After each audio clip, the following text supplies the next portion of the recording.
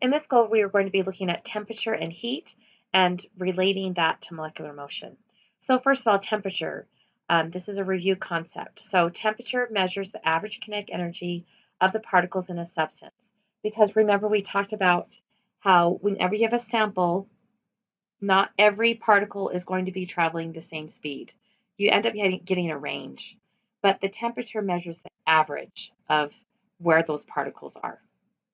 Temperature measures how fast they are. So the faster the molecules are, the higher the temperature. Um, Also, an increase in the molecular speed does result in an increase in temperature, and vice versa. If I increase the temperature, then my molecular speed is increasing. Now, heat is something different. Heat is the energy transferred as a result of a temperature difference. So heat measures how fast the molecules travel as well as how many are present. Heat energy flows from a warmer object to a cooler one until equilibrium is reached. And this is an important concept here. Heat flows, cold cannot flow. So whenever we say, oh, my hands are so cold, it's not that cold has gone into your hands. That is so incorrect. It's that heat has left your hands. So if you're out there shoveling snow without gloves, the heat from your hand is going to leach into the air or to the snow shovel that you're gripping.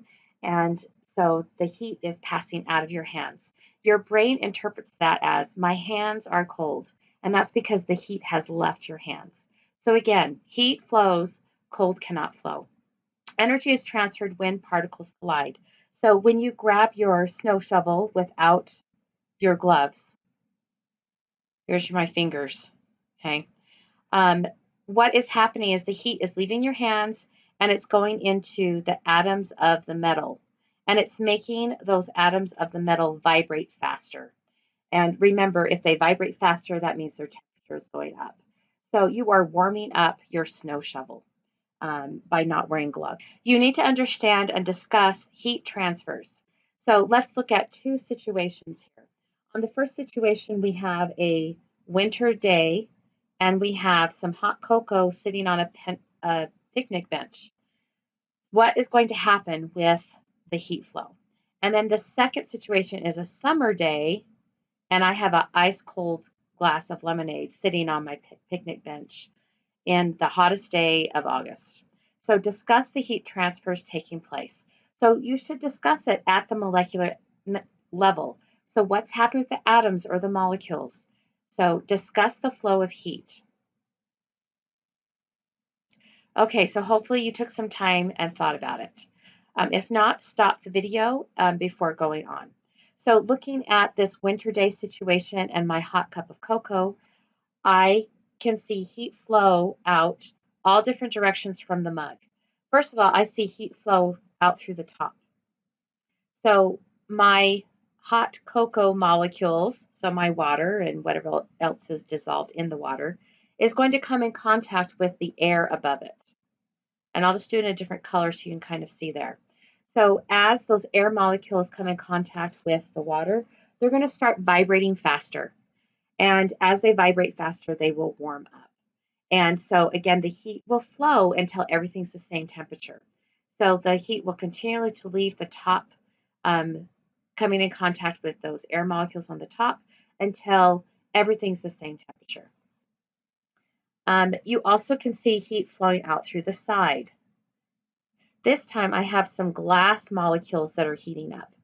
So my hot cocoa comes in contact with the glass.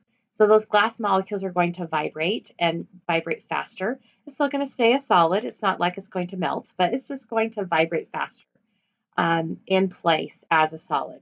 And then what's in contact with the glass? Well, those air molecules again. So we have the water molecules of the hot cocoa slamming into the glass molecules, making them vibrate faster. And then we have our air molecules coming in contact with that glass, and then they are going to move faster when they hit that glass.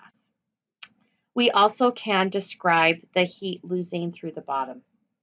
And so what do we have there at the bottom? We have, again, the hot cocoa molecules touching the glass, and then we have the glass touching the cloth that it's on. And then you even could think, well, what's below the cloth? And that's the picnic table. So again, we have that heat um, flowing through collisions. So from the hot water to the glass, making the glass molecules move faster, to the cloth, making the cloth molecules move faster, and then to the picnic table, making those atoms in the picnic table move faster.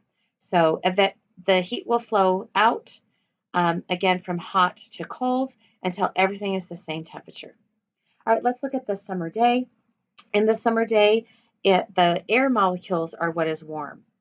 So my air molecules are warm. They're going to bombard my glass of lemonade, and I can have my glass molecules start vibrating and becoming warmer. And then my water molecules in my lemonade, they will start vibrating and becoming warmer. So again, my heat is flowing in. You could also describe it coming up through the picnic table because the picnic table is quite warm, and then through the top of your glass, with those air molecules coming in contact with the water and the ice and transferring their heat to them. And the picnic table molecules transferring their heat to the glass molecules, which then transfer it to the water. So you should be able to discuss on the molecular level the heat transfers taking place in any situation.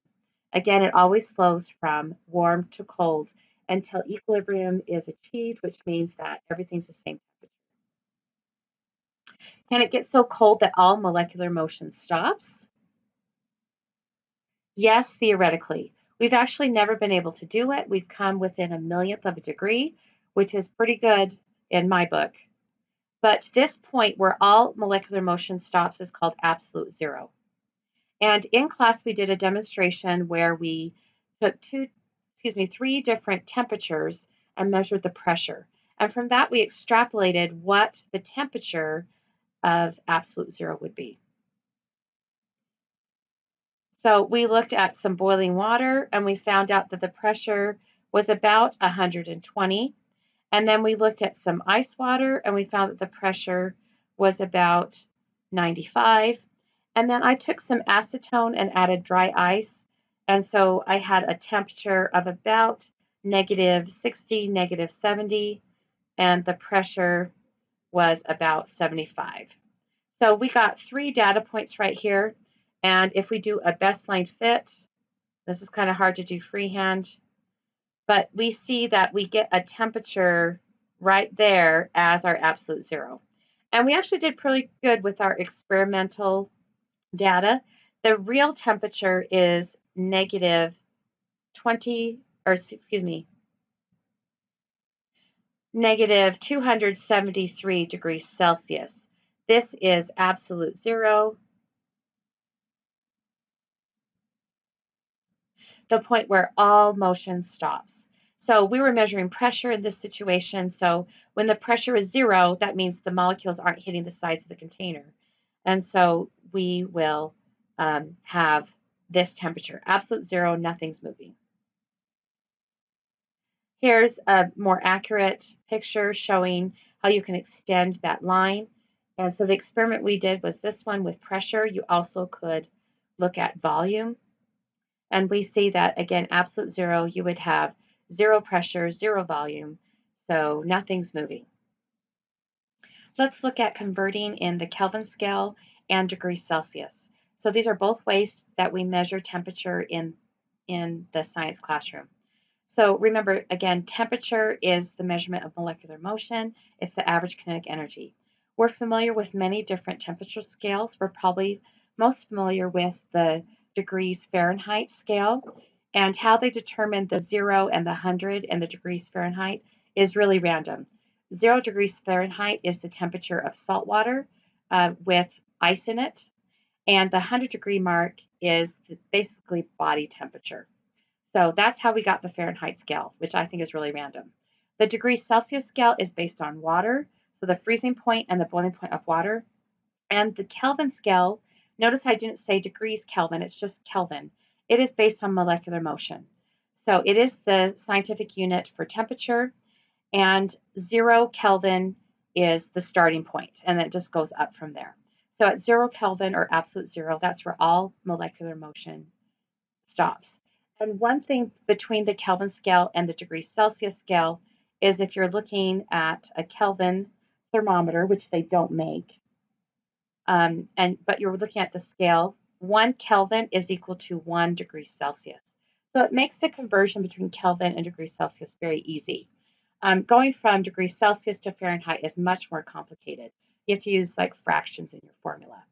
But because 1 degree Kelvin is equal to 1 degree Celsius, we use Celsius thermometers in the lab, and then we just do a math equation to convert to Kelvin. So the formula to convert from Kelvin to Celsius is right here. Kelvin will always be the bigger number, always. So if you have a Kelvin temperature and you need to go to degrees Celsius, you're going to subtract 273. If you're in Kelvin, excuse me, if you're in degrees Celsius and going to Kelvin, you're going to add 273 because Kelvin will always be bigger, all right? The person that developed this scale that extrapolated the line to determine what the absolute zero temperature would be is William Thomson, who was also known as Lord Kelvin because he was British aristocracy. So you should be able to convert between Celsius and Kelvin. Go ahead and stop the video and then we'll go through and do these answers. Okay, here are your answers.